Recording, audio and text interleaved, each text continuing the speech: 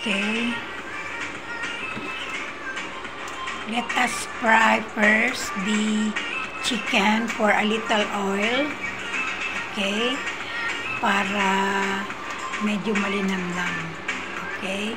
And after frying that for a little while, saka natin igisa yung ating mga spices.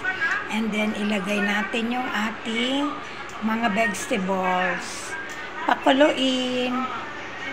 And then, lagyan na natin siya ng ating coconut milk. And dandarandan na. So, ano kaya ang pangalan ng lutuing ito? Sa palagay ninyo,